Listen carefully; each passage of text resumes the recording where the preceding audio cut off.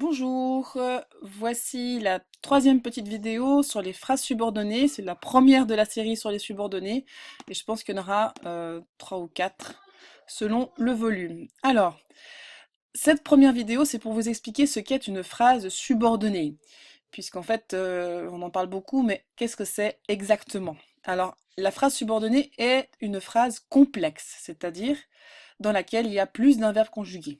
Complexe, ça veut dire qu'il y a plusieurs aspects, et là, les phrases complexes sont les phrases dans lesquelles il y a plus d'un verbe conjugué. Et les subordonnées ne sont pas les seuls à être des phrases complexes. Il y a trois possibilités.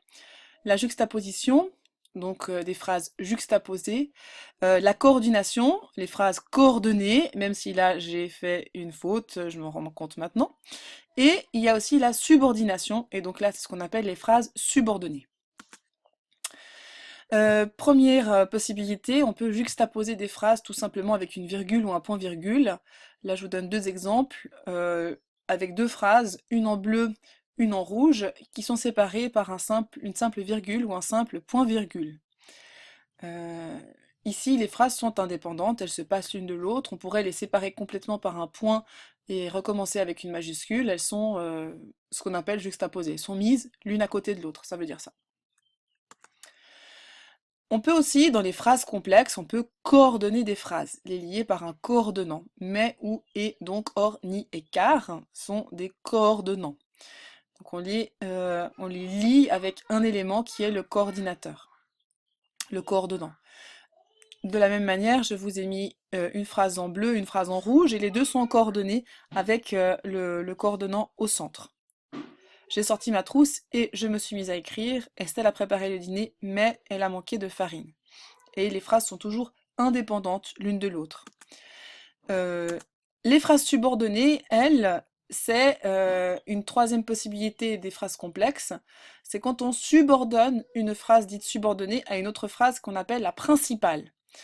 Étymologiquement, sub, ça veut dire dessus, au-dessous, pardon, et ordonné, ça veut dire placé. Donc la phrase subordonnée, elle est placée en dessous d'une autre phrase qui serait la phrase principale.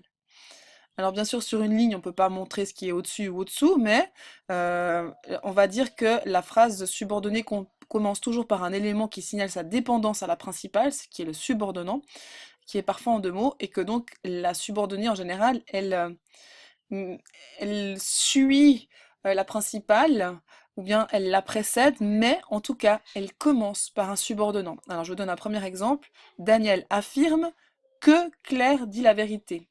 Et là, la subordonnée commence bien par un subordonnant, dans ce cas-là, que, et affirme, c'est le mot auquel la subordonnée est attachée. Et là, pour l'occurrence, vous voyez que affirme que Claire dit la vérité, on a une phrase subordonnée en position de complément du verbe. C'est ce qu'on a vu ce matin. D'autres exemples, pour vous montrer dans quelle position elles peuvent être, d'autres exemples de phrases subordonnées. Nous sommes fiers que Julie ait été sélectionnée. Et là, la phrase subordonnée en rouge est attachée à un adjectif. Du coup, ça devient une phrase subordonnée complément de l'adjectif. Dans le troisième exemple, le livre que tu as emprunté a beaucoup de succès. La phrase subordonnée que tu as emprunté est attachée au mot livre. Et du coup, cette phrase subordonnée en rouge est un complément du nom livre. Notez qu'elle est à l'intérieur de la phrase principale en bleu et que donc elle est vraiment complètement mise dedans, comme dans une poupée russe, on pourrait dire. Et quatrième exemple, la médiathèque est fermée parce que le responsable est malade. Vous noterez que je n'ai mis aucun mot en bleu clair, parce qu'en fait, toute cette phrase subordonnée rouge est complément de la phrase. Et ça porte sur toute la phrase en entier. Donc, parce que le responsable est malade, euh, c'est le complément de phrase. Alors donc, je récapitule. Vous avez des phrases subordonnées, je reviens, donc juxtaposition, coordination et subordination. Et nous, maintenant, on va travailler sur la subordination, les phrases subordonnées. Voilà.